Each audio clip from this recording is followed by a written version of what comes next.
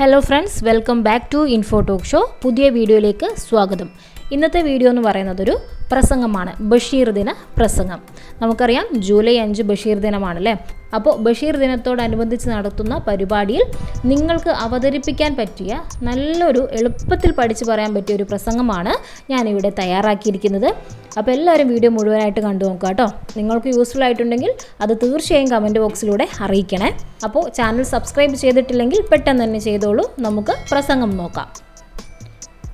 ബഹുമാനപ്പെട്ട അധ്യാപകരെ, പ്രിയ കൂട്ടുകാരെ, മലയാള സാഹിത്യത്തിൻ്റെ സ്വന്തം ബേപ്പൂർ സുൽത്താൻ വൈക്കം മുഹമ്മദ് ബഷീറിൻ്റെ ഓർമ്മദിനം ആഘോഷിക്കുവാനാണ് നാം ഇന്നിവിടെ കൂടിയിരിക്കുന്നത്.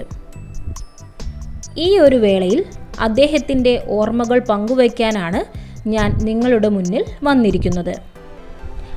1908 ജനുവരി 21 കോട്ടയം ജില്ലയിലെ തലയോലപ്പറമ്പിലാണ് ബഷീർ ജനിച്ചത്. ഒരു സാധാരണ കുടുംബത്തിലാണ് ബഷീർ ജനിച്ചത്.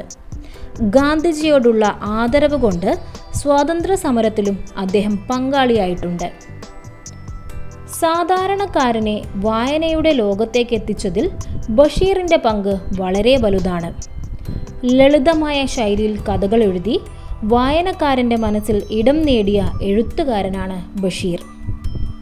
അദ്ദേഹത്തിൻ്റെ ജീവിതാനുഭവങ്ങളാണ് ഓരോ ബഷീർ കൃതിയുടെയും കരുത്ത്. ബാല്യകാല സഖി, പാത്തുമ്മയുടെ ആട്, എൻ്റെ ഉപ്പാപ്പൊക്കൊരാനയുണ്ടാർന്ന്, മതിലുകൾ തുടങ്ങിയവ അദ്ദേഹത്തിൻ്റെ പ്രധാനപ്പെട്ട രചനകളാണ്. ഹാസ്യവും കണ്ണീരും കലർത്തി കഥ പറയുന്നതായിരുന്നു ബഷീറിൻ്റെ ശൈലി.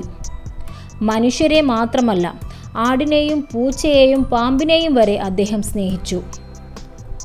ഭൂമിയുടെ അവകാശികൾ മനുഷ്യർ മാത്രമല്ല, പ്രകൃതിയിലെ എല്ലാ ജീവജാലങ്ങളുമാണെന്ന് അദ്ദേഹം നമ്മെ ഓർമ്മിപ്പിച്ചു.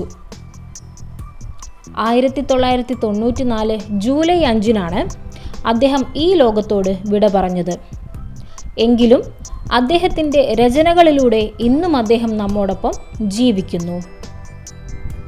മലയാള സാഹിത്യത്തിലെ പകരം വെക്കാനില്ലാത്ത സുൽത്താന് പ്രണാമം അർപ്പിച്ചുകൊണ്ട് ഞാൻ എൻ്റെ വാക്കുകൾ അവസാനിപ്പിക്കുന്നു. നന്ദി, നമസ്കാരം. അപ്പോൾ ഫ്രണ്ട്സ്, ഈ ഒരു കൊച്ചു പ്രസംഗം നിങ്ങൾക്ക് എല്ലാവർക്കും ഉപകാരപ്പെടുമെന്നാണ് ഞാൻ കരുതുന്നത്. ഉണ്ടെങ്കിൽ അത് തീർച്ചയായിട്ടും നമ്മുടെ കമൻറ്റ് ബോക്സിൽ അറിയിക്കണം. നിങ്ങളുടെ അഭിപ്രായങ്ങൾ അറിഞ്ഞാൽ മാത്രമേ എനിക്ക് കൂടുതൽ വീഡിയോസൊക്കെ ചെയ്യാൻ സാധിക്കുകയുള്ളൂ. ചാനൽ സബ്സ്ക്രൈബ് ചെയ്തിട്ടില്ലെങ്കിൽ പെട്ടെന്ന് തന്നെ ഒന്ന് സബ്സ്ക്രൈബ് ചെയ്തോളൂ. ബെല്ലൈക്കണും എനേബിൾ ചെയ്യുക. നിങ്ങൾക്കിനി ഏത് വീഡിയോ ആണ് ആവശ്യമെന്നുള്ളതും കൂടെ കമൻറ്റ് ചെയ്യാൻ മറക്കരുത്. നമുക്ക് മറ്റൊരു വീഡിയോയിലൂടെ വീണ്ടും കാണാം. Thank you for watching.